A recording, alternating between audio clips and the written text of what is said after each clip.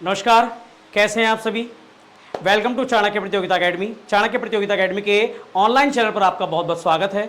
जैसा कि current affair की सीरीज चल रही थी और हम लोग अप्रैल, मई और जून का करंट पहले लेकर चल रहे थे, उसी करंट को कंटिन्यू करते हुए आज की हमारी एक नई और वीडियो आपके समक्ष प्रस्तुत है। ठीक है, इस वीडियो में भी हम देखिए, जैसे कि लास्ट वीडियो में हमने लगभग 15 क्वेश्चंस किए थे। इस वीडियो में भी हम लगभग 15 क्वेश्चंस को लेकर चलेंगे। ठीक है, और मैंने जितने भी करंट अफेयर के क्वेश्चंस आपको कराए थे वो सभी क्वेश्चंस, क्योंकि कुछ बच्चों के मेरे पास कमेंट्स आए कि ये जो करंट अफेयर है ये किस चीज के, मतलब कौन कौन से एग्जाम्स के लिए है। तो भाई ये जो करंट अफेयर है ये आपके यूपीपी, एसएससी, बैंकिंग, ठीक है, टेट, सुपर टेट, इन सभी के लिए है। एनडीए हो या और भी अदर एग्जाम्स हो, क्योंकि मैं करंट की वो घटनाएं जो लगभग किसी भी एग्जाम में आ सकती हैं उन सभी को कॉमन लेते हुए चल रहा हूं। ठीक है, तो आप किसी भी अगर एग्जाम की तैयारी कर रहे हो तो आपके लिए ये करंट अफेयर काफी ज्यादा महत्वपूर्ण होने वाला है। ठीक है, तो आज की वीडियो जो होने वाली है काफी महत्वपूर्ण होने वाली है। करंट अफेयर की सीरीज में आज हमारी दूसरी वीडियो है जिसको कंटिन्यू करते हुए हम आगे बढ़ रहे हैं। तो चलिए टाइम वेस्ट ना करते हुए शुरू कर दें हमारी आज की वीडियो। इस वीडियो को शुरू करने से पहले बस इतना ही कहना चाहूंगा कि चाणक्य प्रतियोगिता एकेडमी के चैनल को सब्सक्राइब कर लो, लाइक कर दो, शेयर कर दो और कमेंट करके जरूर बताओ वीडियो कैसी लगी। ठीक है, तो चलिए शुरू करें। आज का हमारा जो पहला क्वेश्चन है, पहला क्वेश्चन जून 2024 में, देखिए इस क्वेश्चन के ऊपर मैंने लास्ट वीडियो में भी थोड़ी सी बात की थी और इसी क्वेश्चन को आगे बढ़ाते हुए फिर से मैं इसके ऊपर बात कर रहा हूं। ठीक है, जो लास्ट वीडियो में हमने बात की थी सिप्री की रिपोर्ट के बारे में, वो ये थी कि सबसे ज्यादा जो रखे हैं, क्या कहते हैं उसके, सबसे ज्यादा जो परमाणु हथियार हैं वो किन किन देशों के पास है और भारत का क्या स्थान है, हमने ये देखा था। ठीक है, 6ठा स्थान था। अब हम बात ये कर रहे हैं कि जून 2024 में सिप्री की रिपोर्ट के अनुसार परमाणु हथियार की जो टोटल संख्या है वो कितनी हो गई है। ठीक है, यहां बात भारत की नहीं चल रही है, ध्यान रखना। परमाणु जो है आपके वर्ल्ड, विश्व की नहीं चल रही है, भारत की चल रही है कि भारत में परमाणु हथियारों की संख्या कितनी हो गई है। ठीक है, तो टोटल भारत के पास परमाणु हथियार हैं 172। कितने? 172। और 172 परमाणु हथियारों के साथ भारत का विश्व में 6ठा स्थान है। ठीक है, लास्ट मैंने आपको बताया था कि पहला, दूसरा और तीसरा स्थान किसका है, अभी फिर मैं बता दूंगा। पहले थोड़ी सी बात कर लेते हैं। सिप्री रिपोर्ट के अनुसार भारत के परमाणु शाखागार, जहां परमाणु हथियार रखे जाते हैं, में वृद्धि हुई है, जो जनवरी 2023 में 164 वॉरहेड से बढ़कर कितने, 2024 में 172 वॉरहेड हो गए हैं। ठीक है, जिससे ये दुनिया के परमाणु सशक्त राज्यों में 6ठे स्थान पर है, यानी कि वर्ल्ड के देशों में भारत का जो स्थान है वो 6ठे नंबर पर है। ठीक है, रिपोर्ट के मुताबिक अगर बात करें तो भैया दुनिया भर में टोटल परमाणु संख्या, यानी कि परमाणु हथियारों की टोटल संख्या कितनी है, 12,121, जिसमें से भारत के पास कितने हैं, मात्र 172। ठीक है, जिनमें से लगभग 9,585 सैन्य भंडारों में रखे गए हैं। इस बारे में हमने लास्ट वीडियो में भी चर्चा की थी। आगे बात करें, परमाणु हथियार रखने वाले 3 शीर्ष देश, सबसे ज्यादा परमाणु हथियार कौन से देशों के पास है, तो भैया सबसे ज्यादा है रूस के पास। लास्ट वाली वीडियो में मैंने आपको संख्या नहीं बताई थी, तो रूस के पास कितने हथियार हैं, 4,380। बताइए, भारत के पास 172 हैं और रूस के पास कितने, 4,380। और अमेरिका के पास कितने, 3,708। मैंने आपको बताया था रूस और अमेरिका विश्व के वो देश हैं जिनके पास परमाणु हथियारों की संख्या लगभग 90% है। 90% परमाणु हथियार इन्हीं 2 देशों के पास हैं, रूस और अमेरिका के पास। चीन के पास कितने हैं, 500। 2019 से लेकर 2023 के बीच हथियार बेचने वाले देशों की बाजार में हिस्सेदारी में शीर्ष 3 देश, मतलब 3 ऐसे देशों के नाम जो सबसे ज्यादा हथियारों का निर्यात करते हैं। तो भैया अमेरिका, रूस और फ्रांस। अमेरिका, रूस और फ्रांस। ठीक है, ये 3 देश ऐसे हैं जो सबसे ज्यादा हथियार बेचते हैं। स्टॉकहोम, सिप्री की बात करें तो सिप्री की फुल फॉर्म है Stockholm International Peace Research Institute, जिसकी स्थापना हुई थी 1966 में, जिसका मुख्यालय है स्टॉकहोम स्वीडन में और जिसके डायरेक्टर हैं जैन स्मिथ। कौन है, डैन स्मिथ। ठीक है, अगले क्वेश्चन की तरफ बात करें भाई। आज का हमारा दूसरा क्वेश्चन है नीरज चोपड़ा। इस नाम से मैं मानता हूं सभी लोग वाकिफ होंगे, कोई ऐसा व्यक्ति नहीं होगा जो हाल ही में नीरज चोपड़ा को ना जानता हो। ठीक है, चलिए, नीरज चोपड़ा ने फिनलैंड में, ये है आप देख सकते हैं, नीरज चोपड़ा ने फिनलैंड में आयोजित, फिनलैंड में एक प्रतिस्पर्धा कराई गई है, कंपटीशन कराया गया है, कौन सा? विश्व athletics continental gold tour event 2024। फिर से बात करते हैं, विश्व athletics continental gold tour event 2024। इस इवेंट में पावो नूर्मी गेम्स चले थे, जिसमें भाला फेंक प्रतियोगिता हुई थी, भाला फेंक प्रतियोगिता हुई थी। इसमें नीरज चोपड़ा ने कौन सा स्थान जीता है? ठीक है, world athletics continental gold tour event 2024। इस इवेंट में गेम्स चले थे पावो नूर्मी गेम्स, और उन गेम्स में एक गेम था भाला फेंक। ठीक है, भाला फेंक। उस भाला फेंक गेम में नीरज चोपड़ा ने कौन सा पदक जीता है? तो भैया स्वर्ण पदक जीता है। कौन सा पदक जीता है? स्वर्ण पदक जीता है।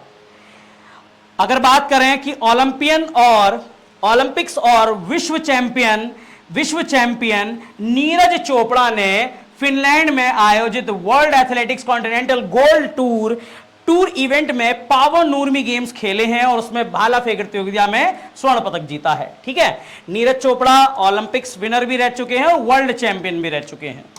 आगे बात करें अगले क्वेश्चन की तरफ, इन्होंने कितने मीटर का भाला फेंक कर ये वर्ल्ड रिकॉर्ड बनाया है? इन्होंने ये उपलब्धि हासिल की है तो भैया 85.97 मीटर की दूरी पर भाला फेंका है। ठीक है, जिसमें कि पहला स्थान नीरज चोपड़ा का है, 85.97 मीटर फेंक कर कौन सा मेडल मिला है? Gold medal. दूसरे नंबर पर हैं फिनलैंड के टोनी कैरेनन। ठीक है, इन्होंने 84.19 मीटर पर फेंका है और इन्हें मिला है सिल्वर। तीसरे हैं फिनलैंड के ओलिवर हैलेंडर। ठीक है, इन्होंने 83.96 मीटर पर भाला फेंक कर कांस्य पदक जीता है। क्लियर हुई बात? चलिए आगे बात करते हैं, उम्मीद करता हूं समझ में आया होगा। अगले क्वेश्चन की तरफ बात करते हैं कि भैया जून 2024 में समलैंगिक विवाह को मान्यता प्रदान करने वाला पहला दक्षिण एशियाई देश कौन सा है? पहला दक्षिण एशियाई देश कौन सा है? ठीक है, ये रहा एशिया। और दक्षिण एशियाई की बात करें तो भैया ये वाला जो क्षेत्र पड़ता है ये दक्षिण एशिया में आता है। यहां पर और भी देश हैं, ये वाला जो क्षेत्र पड़ता है ये दक्षिण एशिया में आता है। ठीक है, जून 2024 में ऐसा कौन सा देश है, दक्षिण एशियाई देश है, जिसने समलैंगिक विवाह को मान्यता प्रदान कर दी है? तो भैया वो है थाईलैंड।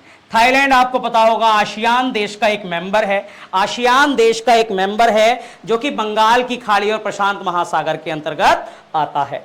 ठीक है भाई, थाईलैंड ही एक ऐसा देश है दक्षिण एशियाई जिसने समलैंगिक विवाह को मान्यता प्रदान कर दी है। ठीक है, थाईलैंड की संसद ने समलैंगिक विवाह को कानूनी मान्यता प्रदान कर दिया है।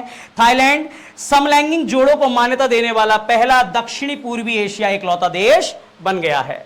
ठीक है भाई, आगे बात करते हैं थोड़ी सी थाईलैंड के बारे में। इसके अलावा ताइवान और नेपाल के बाद थाईलैंड समलैंगिक विवाह को अनुमति देने वाला पहला एशियाई और तीसरा देश बन गया है। इसका क्या मतलब है? देखिए क्वेश्चन आपका क्या कि दक्षिण पूर्वी एशियाई, तो दक्षिण पूर्वी एशियाई वाले क्षेत्र में देखोगे तो थाईलैंड पहला देश है, और अगर एशियाई वाले देशों में देखोगे तो ताइवान और नेपाल तीसरा एशियाई देश है। थाईलैंड एशिया का तीसरा देश है थाईलैंड, लेकिन दक्षिण पूर्वी एशियाई देशों की बात करें तो पहला देश है। ठीक है, समलैंगिक विवाह को मान्यता प्रदान करने वाला तीसरा देश बन गया है एशिया के हिसाब से। विवाह समानता विधेयक किसी भी लिंग के विवाहित साथियों को पूर्ण कानूनी और वित्तीय चिकित्सा अधिकार प्रदान करता है। एक कानून पारित होता है विवाह समानता विधेयक। इस विधेयक के द्वारा जो विवाह करने वाला जोड़ा है, विवाहित साथियों को पूर्ण कानूनी, वित्तीय और चिकित्सा अधिकार प्रदान करता है। ठीक है, थाईलैंड के बारे में बात करें तो भैया एशिया का देश है, इसकी राजधानी बैंकॉक है, इसकी मुद्रा है थाई वहत। ठीक है, और इसके प्रधानमंत्री हैं श्वेता थावीसेन। आगे बात करें, चलिए आज के चौथे क्वेश्चन की तरफ बात करते हैं कि विश्व खाद्य भारत 2024, विश्व खाद्य भारत 2024 के लिए एक वेबसाइट और मोबाइल ऐप लॉन्च किया गया है, किसके द्वारा? अभी आपको पता है कि लोकसभा 18वीं लोकसभा के चुनाव पूर्ण हुए हैं और माननीय मुख्यमंत्री नरेंद्र मोदी जी ने तीसरी बार मुख्यमंत्री पद की शपथ ली है और साथ ही साथ उनके जो नए मंत्री परिषद हैं उन्होंने भी अपनी शपथ ले ली है।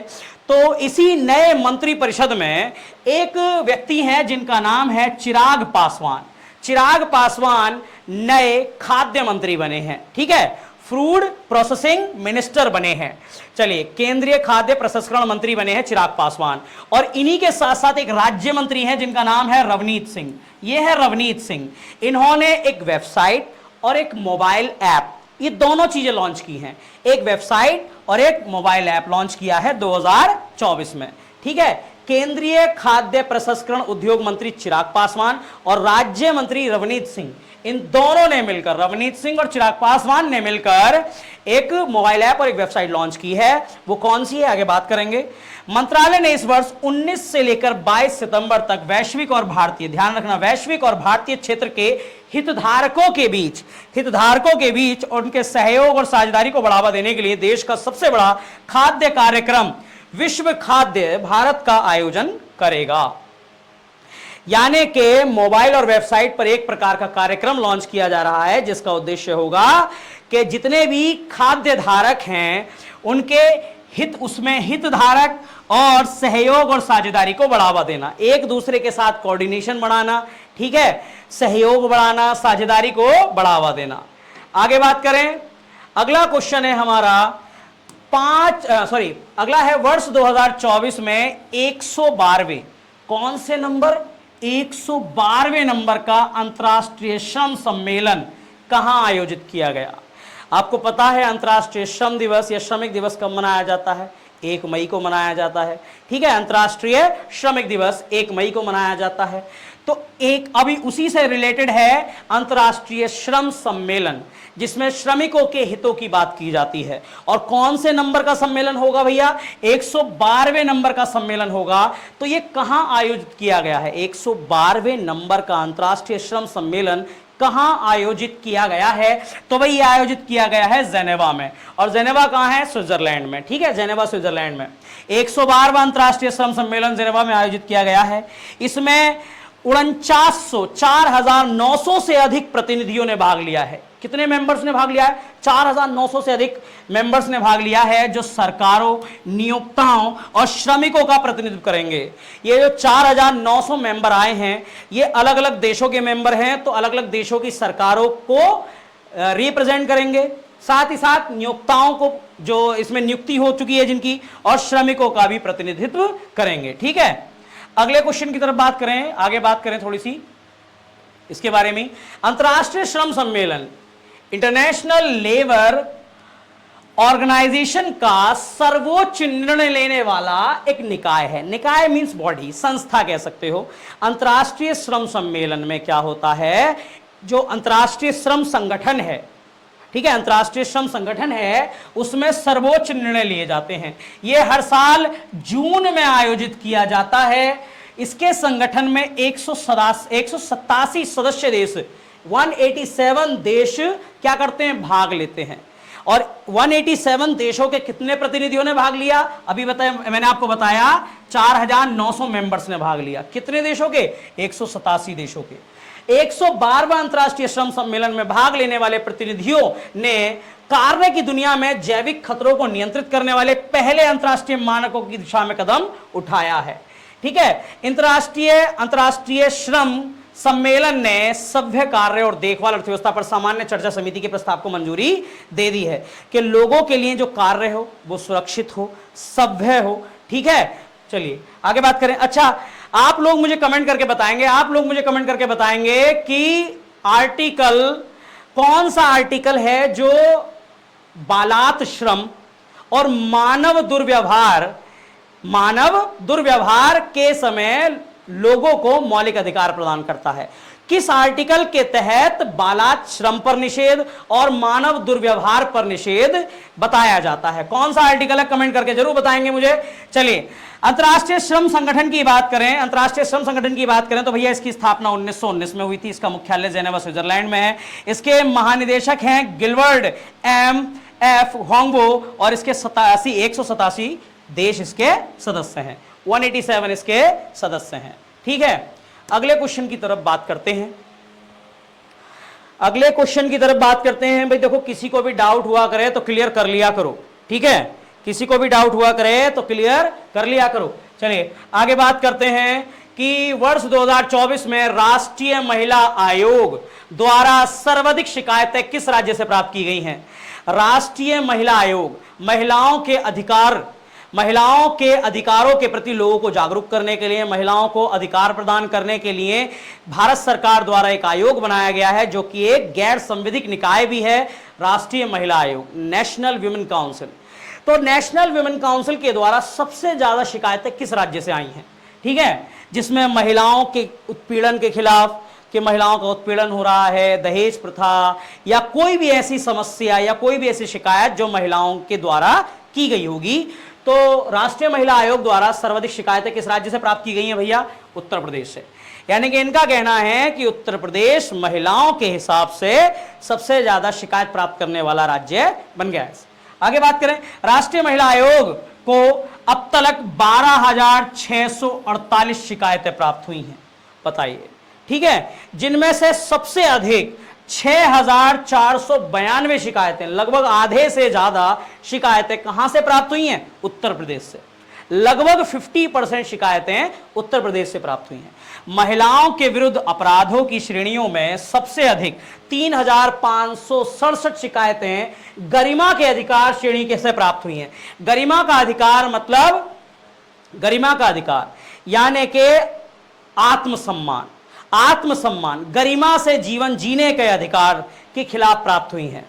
ठीक है, बहुत सी ऐसी चीजें हैं जैसे महिलाओं के साथ घरों में दुर्व्यवहार होना, ठीक है, या किसी भी प्रकार की घरेलू हिंसा, हस्बैंड द्वारा या किसी और के द्वारा महिलाओं के खिलाफ उत्पीड़न, मारना, पीटना, जिससे कि उनके गरिमा पर, एक आत्मसम्मान पर ठेस पहुंचती है। ठीक है, उसके खिलाफ 3,567 शिकायतें अभी तक दर्ज की जा चुकी हैं उत्तर प्रदेश में। ठीक है, चलिए, जो कि घरेलू हिंसा के अंतर्गत आती हैं, घरेलू हिंसा से अलग उत्पीड़न राज्य में।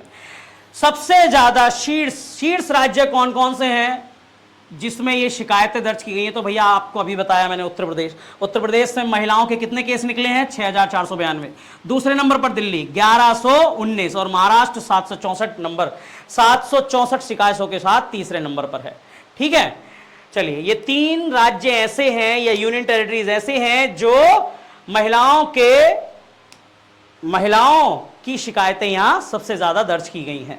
ठीक है, अगले क्वेश्चन की तरफ बात करते हैं। भाई अगला क्वेश्चन है, जून 2024 में किस हाईकोर्ट ने सार्वजनिक रोजगार में, सार्वजनिक रोजगार का मतलब जो सभी के लिए जो उपलब्ध होता है, जैसे सरकारी नौकरियां, ठीक है, या कोई और भी रोजगार ऐसा हो सकता है जो सभी के लिए उपलब्ध हो, तो जून 2024 में किस हाईकोर्ट ने कहा है कि सार्वजनिक रोजगार में ट्रांसजेंडर व्यक्तियों को 1% का आरक्षण दिया जाएगा? कौन से हाईकोर्ट ने कहा है कि ट्रांसजेंडर व्यक्तियों को 1% का क्या मिलेगा? आरक्षण मिलेगा सार्वजनिक रोजगार में? तो भैया ये कहा है कलकत्ता हाईकोर्ट ने। कौन से हाईकोर्ट ने? कलकत्ता हाईकोर्ट ने कहा है। कलकत्ता हाईकोर्ट ने पश्चिम बंगाल सरकार को राज्य में सभी सरकारी नौकरियों में ट्रांसजेंडर्स के लिए 1% आरक्षण देने की पुष्टि कर दी है। उच्च न्यायालय यानी कि हाईकोर्ट का यह आदेश है कि एक ट्रांसजेंडर व्यक्ति की याचिका पर पारित किया गया, जिसने एक शिक्षक पात्रता परीक्षा यानी कि टेट 2014 और टेट 2022 में सफलता प्राप्त की, लेकिन उसे काउंसलिंग द्वारा इंटरव्यू के लिए नहीं बुलाया गया था, तो उसने केस कर दिया। ठीक है, केस कर दिया, जिसकी वजह से सरकार, ये मामला कहां गया? हाईकोर्ट में गया, और हाईकोर्ट ने ये कह दिया कि भाई 1% का ट्रांसजेंडर्स को क्या मिलेगा? रिजर्वेशन मिलेगा। आगे बात करें, अगले क्वेश्चन की तरफ बात करते हैं भाई जून 2024 में भारत की स्वास्थ्य प्रणाली को मजबूत करने के लिए जून 2024 में भारत की स्वास्थ्य प्रणाली को मजबूत करने के लिए 170 मिलियन डॉलर का ऋण किसने प्रदान किया है? 170 million dollar, 1 million means 10 lakh रुपए, और यहां बात 170 मिलियन और उसमें भी डॉलर की बात चल रही है। भारत में स्वास्थ्य प्रणाली मजबूत हो सके इसीलिए किसने 170 बिलियन डॉलर का जो ऋण है वो प्रदान करने की बात की है? तो भाई एशियाई विकास बैंक, एशियन डेवलपमेंट बैंक ने भारत से कहा है कि आप अपने यहां स्वास्थ्य प्रणाली को मजबूत कीजिए, हम आपको 170 मिलियन डॉलर प्रदान करेंगे। ठीक है, एशियाई विकास बैंक भारत के लिए 170 मिलियन डॉलर के ऋण को मंजूरी दे दी है। नीति आधारित ऋण का उद्देश्य है देश की स्वास्थ्य प्रणाली को बेहतर बनाना। ठीक है, चलिए एडीबी के अनुसार यानी कि एशियन डेवलपमेंट बैंक के अनुसार यह जो लोन होगा वो लचीला और परिवर्तनकारी, ठीक है, स्वास्थ्य प्रणालियों के लिए प्रदान किया जाएगा।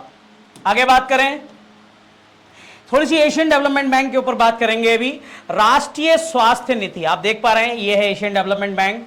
ठीक है, कहां पर है ये? मनीला, फिलीपींस में। राष्ट्रीय स्वास्थ्य नीति 2017, इस नीति का उद्देश्य है सभी नागरिकों को अच्छी गुणवत्ता वाली स्वास्थ्य सेवाएं प्रदान करना।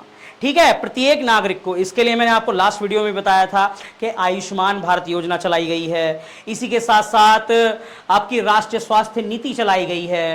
राष्ट्रीय स्वास्थ्य नीति का उद्देश्य 2017 का उद्देश्य है सभी को बेहतर स्वास्थ्य प्रदान करना। ठीक है, ये योजनाएं भारत सरकार द्वारा चलाई गई हैं। तो राष्ट्रीय स्वास्थ्य नीति 2017 इंपॉर्टेंट है, ध्यान रखना। इस नीति का उद्देश्य है सभी नागरिकों के लिए बेहतर गुणवत्ता वाली स्वास्थ्य सेवाएं प्रदान करना ताकि भविष्य में स्वास्थ्य के संकट से निपटा जा सके। ठीक है भाई, एशियन डेवलपमेंट बैंक की बात करें तो इसकी स्थापना 19 दिसंबर 1966 को हुई थी। अभी मैंने आपको बताया इसका मुख्यालय कहां है? मनीला, फिलीपींस में, और इसके अध्यक्ष हैं मासात्सुगु आसाकावा, मासात्सुगु आसाकावा। और एशियन डेवलपमेंट बैंक के अंतर्गत कितने देश आते हैं भाई? 68 देश आते हैं। कितने देश आते हैं? 68 देश आते हैं, 68। क्लियर?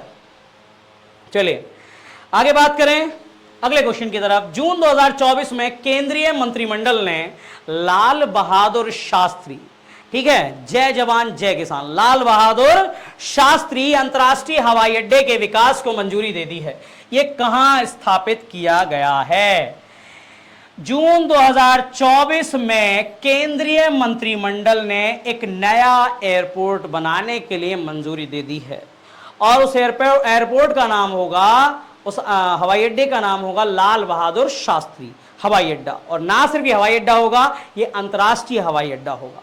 ठीक है, इसको मंजूरी दे दी है। ये कहां बन रहा है भाई? तो ये वाराणसी उत्तर प्रदेश में बन रहा है। कहां बन रहा है? वाराणसी उत्तर प्रदेश में। आपको पता होना चाहिए कि भारत का सबसे बड़ा एयरपोर्ट जेवर एयरपोर्ट वो भी उत्तर प्रदेश में है, नोएडा उत्तर प्रदेश में है। ठीक है, आप लोग मुझे कमेंट करके बताएं लाल बहादुर शास्त्री एयरपोर्ट को मिलाकर अब तक भारत में कितने, उत्तर प्रदेश में कितने इंटरनेशनल एयरपोर्ट बन चुके हैं? ठीक है, अब तक कितने इंटरनेशनल एयरपोर्ट बन चुके हैं? देखिए, एक तो जेवर ही हो गया, एक ये लाल बहादुर शास्त्री हो गया, ठीक है, श्रावस्ती है, अयोध्या है, और कौन कौन से हैं आप लोग मुझे कमेंट करके बताएं, और कौन कौन से हैं? ठीक है, नेशनल वाले नहीं बताने, इंटरनेशनल वाले बताने हैं। अंतर्राष्ट्रीय एयरपोर्ट कितने हैं उत्तर प्रदेश में, इसको मिलाकर। प्रधानमंत्री श्री नरेंद्र मोदी ने अध्यक्षता में केंद्रीय मंत्रिमंडल ने 2870 करोड़ रुपए की लागत से लाल बहादुर शास्त्री इंटरनेशनल एयरपोर्ट वाराणसी के विकास के लिए मंजूरी दे दी है। ठीक है भाई, मंजूरी दे दी है। चलिए आगे बात करें, अगले क्वेश्चन की तरफ बात करते हैं। अगला क्वेश्चन है हमारा विश्व संगीत दिवस। विश्व संगीत दिवस 2024 कब मनाया गया? ठीक है, संगीत का जन्मदाता सामवेद। ठीक है, यह आपको पढ़ा चुका हूं मैं। संगीत कहां से निकला है? सामवेद से। संगीत में कितने स्वर होते हैं? 7। ठीक है, 7 स्वर, सा रे गा मा पा धा नी। 22 स्वरों का उल्लेख कौन सी पुस्तक से मिलता है? तो भरत मुनि की एक पुस्तक है नाट्य शास्त्र।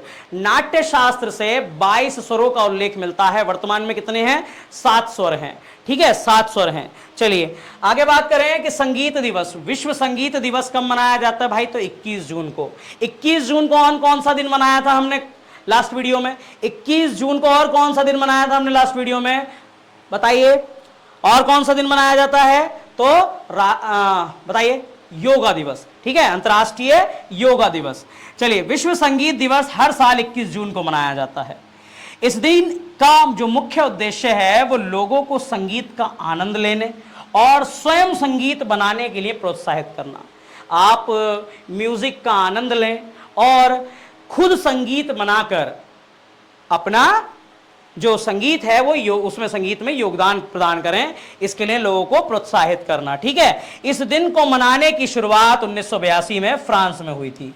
सबसे पहले 21 जून को यह दिन कहां मनाया गया था? फ्रांस में। कब मनाया गया था? 1982 में मनाया गया था। क्लियर, 1982 में मनाया गया था फ्रांस में। चलिए आगे बात करें। अगले क्वेश्चन की तरफ बात करते हैं कि भारत के किस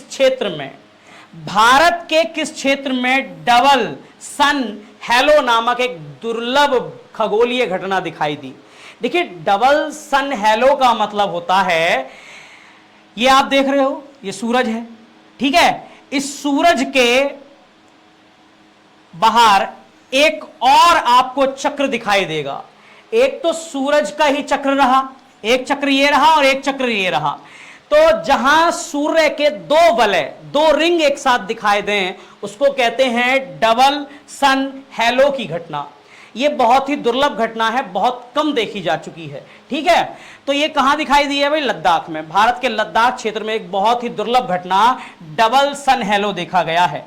यह एक दुर्लभ प्रकाशीय घटना है जिसमें सूर्य के चारों ओर दो संकेंद्रीय वलय दो रिंग दिखाई देते हैं। ठीक है, यह तब होता है जब सूर्य की रोशनी सिरस बादलों के लटके बर्फ और क्रिस्टलों से प्रभावित होकर उसमें क्या होती है? क्रिस्टलाइज होती है। यानी कि बादलों का जो जैसे अलग अलग स्थानों पर ऐसे करके बादल बने हुए हैं, उस पर जब क्रिस्टल पड़ते हैं तो एक रिंग दिखाई देता है। ठीक है, रिंग बन जाता है। चलिए आज का लास्ट क्वेश्चन की तरफ बात करते हैं। आज के ये है हमारा, जून 2024 में लोकसभा के अस्थायी अध्यक्ष के रूप में किसे चुना गया है? जून 2024 में लोकसभा के अस्थायी अध्यक्ष के रूप में किसे चुना गया है? ठीक है, अस्थायी अध्यक्ष को नॉन परमानेंट चेयरमैन नहीं कहते हैं, इसे कहते हैं प्रोटेम स्पीकर। क्या कहते हैं? Pro tem speaker. ठीक है, बहुत ही इंपॉर्टेंट पद है ये भी। चलिए, किसे बनाया गया है भाई? भर्तहरि मेहताब को। भर्तहरि मेहताब लोकसभा के अस्थायी अध्यक्ष बने हैं। जब तक अध्यक्ष का पद का नामांकन नहीं हो जाता, जब तक अध्यक्ष नहीं बनाया जाता, जब तक हम अस्थायी अध्यक्ष चुन सकते हैं। भाजपा सांसद रह चुके भर्तहरि मेहताब को रह चुके क्या हैं 18वीं लोकसभा का प्रोटेम स्पीकर नियुक्त किया गया है। यह नियुक्ति राष्ट्रपति द्रौपदी मुर्मू ने की है। भर्तहरि मेहताब ओडिशा के कटक से सांसद हैं। अब भर्तहरि लोकसभा अध्यक्ष के चुनाव तक, जब तक लोकसभा अध्यक्ष का चुनाव नहीं होता, जो कि हो चुका है, नेक्स्ट वीडियो में उस चक्कर में भी बात करेंगे, उस बारे में भी हम बात करेंगे। अब भर्तहरि लोकसभा अध्यक्ष के चुनाव तक लोकसभा के पीठासीन अधिकारी के कर्तव्यों का निर्वहन करेंगे। ठीक है, क्या करेंगे? लोग आपके पीठासीन अधिकारी के रूप में कार्य करेंगे। कब होती है प्रोटेम स्पीकर की नियुक्ति? इसके बारे में बात करें तो भैया, जैसे ही नई लोकसभा का गठन हो जाता है और अभी लोकसभा अध्यक्ष का चयन हुआ नहीं है, ठीक है, तो सबसे पहले प्रोटेम स्पीकर यानी कि अस्थायी अध्यक्ष की नियुक्ति की जाती है। कौन करता है भाई? राष्ट्रपति करता है। राष्ट्रपति ही प्रोटेम स्पीकर की नियुक्ति करते हैं, जो कि की है द्रौपदी मुर्मू जी ने। इसके बाद प्रोटेम स्पीकर की अध्यक्षता में सभी लोकसभा सदस्य शपथ ग्रहण करते हैं। ठीक है, क्योंकि शपथ ग्रहण होना भी सभी मंत्रियों का बहुत जरूरी है। लेकिन जिस समय शपथ ग्रहण होता है उस समय तो लोकसभा का अध्यक्ष कोई होता नहीं है, तो लोकसभा का अस्थायी अध्यक्ष किसे बना दिया गया है? ठीक है, इन्हें बना दिया गया है। लोकसभा सदस्य शपथ ग्रहण करते हैं। सभी सदस्यों के शपथ ग्रहण करने के बाद लोकसभा अध्यक्ष का चुनाव होता है। समझ रहे हो? लोकसभा अध्यक्ष का चुनाव होता है। प्रोटेम स्पीकर की नियुक्ति तब तक ही खातिर होती है जब तक कि नए लोकसभा अध्यक्ष का चुनाव नहीं किया जाता। लास्ट टाइम लोकसभा के अध्यक्ष कौन थे? ओम बिड़ला। ठीक है, कौन थे? ओम बिड़ला। आज का तीसरा सवाल आपसे यह है कि भारत के पहले लोकसभा अध्यक्ष कौन थे? भारत के पहले लोकसभा अध्यक्ष कौन थे? ठीक है, देखिए, चलिए ये तो थी हमारी आज की न्यूज, जिसमें हमने लगभग 10 से 12 न्यूज कवर की, और ये सभी न्यूज बहुत ज्यादा इंपॉर्टेंट है। ठीक है, जितना हो सकता है मैंने डिटेल से बात की आपके लिए, और बहुत ही आराम आराम से सारी न्यूज को लेकर चल रहा हूं ताकि आपके ज्यादा से ज्यादा समझ में आए। फिर भी कोई डाउट हो तो आप कमेंट में लिख सकते हैं, मैं उसको पिन अप कर दूंगा। ठीक है, तो चलिए बस आज के लिए इतना ही। बस जाने से पहले इतना ही कहूंगा कि वीडियो को लाइक, शेयर और कमेंट जरूर करें। ठीक है, आज के लिए इतना ही, धन्यवाद।